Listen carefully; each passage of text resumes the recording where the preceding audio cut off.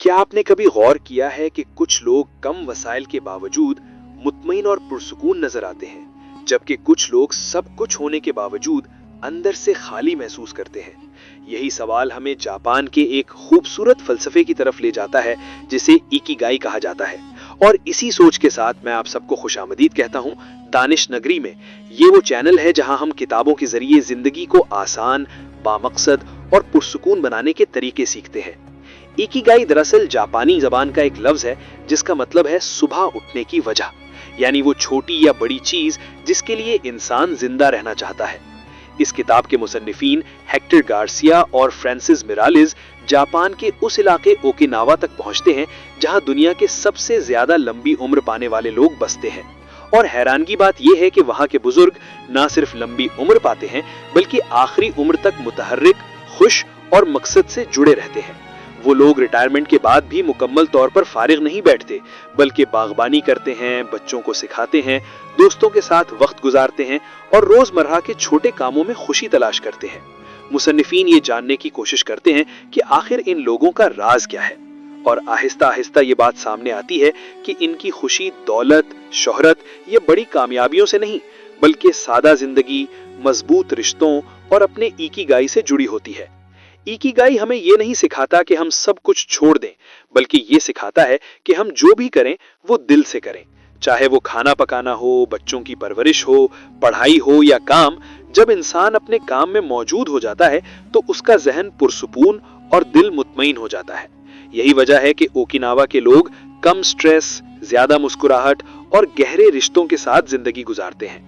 और पार्ट 1 हमें यही बुनियाद फराहम करता है कि जिंदगी का असल सुकून किसी दूर के ख्वाब में नहीं, बल्कि रोजमर्रा के छोटे लम्हों और अपने मकसद से जुड़े रहने में छुपा होता है। जब इंसान अपनी जिंदगी में मकसद खो देता है तो बज़ाहिर सब कुछ मौजूद होने के बावजूद अंदर एक खामोश सी उदासी जन्म लेने लगती है।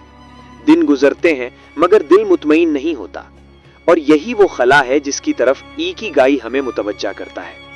जापान के बुजुर्ग कहते हैं कि मकसद के बगैर जिंदगी ऐसे है जैसे रूह के बगैर जिस्म। इस किताब में बताया गया है कि मकसद कोई बहुत बड़ा ख्वाब होना जरूरी नहीं, बल्कि वो एक छोटी सी वजह भी हो सकती है जो इंसान को हर सुबह बिस्तर से उठने पर आमादा करे।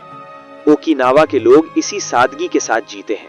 वो अपने काम को बोझ नहीं समझते, बल्कि इबादत की तरह अंजाम देते हैं, चाहे वो खेती बाड़ी हो, दस्तकारी हो या घर के मामूली काम। जब इंसान पूरे दिलो दिमाग के साथ किसी एक काम में डूब जाता है तो वो कैफियत पैदा होती है जिसे फ्लो स्टेट कहा जाता है। इस हालत में वक्त का एहसास खत्म हो जाता है, जहन खामोश हो जाता है और इंसान हाल के लम्हे में मुकम्मल तौर पर मौजूद होता है। यही फ्लो दरअसल जहनी सुकून की जड़ है। इकिगाई हमें यह भी सिखाता है कि स्ट्रेस जिंदगी का लाजमी हिस्सा नहीं, बल्कि हमारी सोच का नतीजा होता है। जापानी तर्ज जिंदगी में आराम, सुस्त रवि और एतदाल को बहुत अहमियत दी जाती है। वो जल्दी में जीने के बजाय आहिस्ता और शऊर के साथ जीना सीखते हैं। गहरी सांस लेना, फितरत के करीब रहना, रोजाना हल्की जिस्मानी हरकत और शुक्रगुजारी जैसे उसूल उनकी जिंदगी को सादा मगर पुरसुकून बनाते हैं। वो ज्यादा खाने के बजाय मुनासिब खाना खाते हैं, ज्यादा बोलने के बजाय ज्यादा सुनने को तरजीह देते हैं और ज्यादा सोचने के बजाय मौजूदा लम्हे को महसूस करते हैं। यही वजह है कि उनकी जिंदगी में स्ट्रेस कम और सुकून ज्यादा होता है। इकिगाई इस हिस्से में हमें यह एहसास दिलाती है कि अगर हम अपनी रोजमर्रा जिंदगी में सिर्फ इतना सीख लें कि हर काम को पूरी तवज्जो और दिल से करें, तो हमारी बेचैनी खुद ब खुद कम होने लगेगी और जिंदगी बोझ के बजाय एक नरम बहाव बन जाएगी। इकिगाई हमें उस मुकाम तक ले आता है जहां इंसान ये समझना शुरू करता है कि जिंदगी सिर्फ जाती कामयाबी का नाम नहीं, बल्कि ताल्लुक, खिदमत और तवाजुन का सफर है। इस किताब में इकिगाई के दायरे को इस तरह बयान किया गया है कि इंसान वो काम तलाश करे जिसे वो दिल से पसंद करता हो, जिसमें वो महारत रखता हो, जिससे उसका गुजारा मुमकिन हो और जिससे दूसरों को फायदा पहुंचे। जब ये चारों चीजें एक दूसरे से मिलती हैं तो जिंदगी में खामोश मगर मजबूत मकसद जन्म लेता है। जापानी मुआशरे में खानदान और कम्युनिटी को बहुत अहमियत दी जाती है। वहां बुजुर्ग अकेले नहीं छोड़े जाते, बल्कि समाज का फाल हिस्सा रहते हैं। बच्चे बड़ों से सीखते हैं और बड़े बच्चों से तवानाई हासिल करते हैं। यही रिश्ता इंसान को तन्हाई और बेमकसद होने के एहसास से बचाता है। इकिगाई हमें यह भी सिखाता है कि मकसद उम्र का मोहताज नहीं होता। कोई बच्चा सीखने में अपना इकिगाई पा सकता है, कोई नौजवान खिदमत में और कोई बुजुर्ग अपनी दानाई बांटने में। इस किताब का खूबसूरत पैगाम यह है कि जिंदगी को जल्दी में जीते हुए किसी बड़े अंजाम का इंतजार करने के बजाय हर मरहले को मुकम्मल तौर पर जीना ही असल कामयाबी है। जब इंसान अपनी रोजमर्रा जिम्मेदारियों में खुशी तलाश करना सीख लेता है तो ना सिर्फ उसका जहन पुरसुकून हो जाता है, बल्कि उसकी मौजूदगी दूसरों के लिए भी बायसे राहत बन जाती है। इकिगाई हमें ये एहसास दिलाती है कि मकसद का मतलब दुनिया से अलग होना नहीं, बल्कि दुनिया के साथ हम आहंग होकर जीना है, और यही हम आहंगी इंसान को अंदर से मजबूत, मुतमईन और तवील अरसे तक खुश रखती है। आखिर में इकिगाई हमें ये सादा मगर गहरा सबक देती है कि खुशी और मकसद कोई एक दिन हासिल होने वाली चीज नहीं, बल्कि रोजमर्रा जिंदगी में शऊरी तौर पर पैदा की जाने वाली कैफियत है।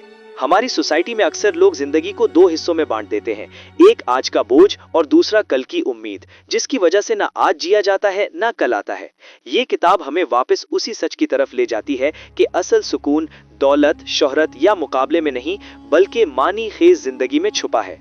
अगर एक वालिदैन बच्चों के साथ वक्त गुजारने को अपना इकिगाई बना ले, अगर एक नौजवान सीखने और खुद को बेहतर बनाने को मकसद बना ले, और अगर एक बुजुर्ग अपनी दानाई बांटने को जिंदगी की वजह बना ले, तो मुआशरा खुद ब खुद मुतवाजिन हो जाता है। इकिगाई हमें यह भी सिखाती है कि कामयाबी का मतलब दूसरों से आगे निकलना नहीं, बल्कि खुद से हम आहंग होना है। जब इंसान वो काम करता है जो उसे खुशी देता है और दूसरों के लिए फायदा मंद भी होता है, तो न सिर्फ उसकी जिंदगी बामकसद बन जाती है, बल्कि उसका वजूद भी दूसरों के लिए रोशनी बन जाता है। यही वजह है कि ये किताब फैमिली सिस्टम को मजबूत करती है, जहनी दबाव कम करती है और इंसान को जिंदगी से दोबारा मोहब्बत करना सिखाती है। और अगर इस वीडियो ने आपको अपने मकसद के बारे में सोचने पर मजबूर किया है, तो समझ लें इकिगाई ने आपसे बात कर ली है। ऐसी मजीद पुरसुकून, जिंदगी बदलने वाली किताबों और कहानियों के लिए वीडियो को लाइक करें, चैनल डैनिश नगरी को सब्सक्राइब करें और इस पैगाम को अपने घर वालों और दोस्तों के साथ जरूर शेयर करें, क्योंकि एक बामकसद जिंदगी सिर्फ आपको नहीं, बल्कि पूरी नस्ल को बेहतर बना सकती है।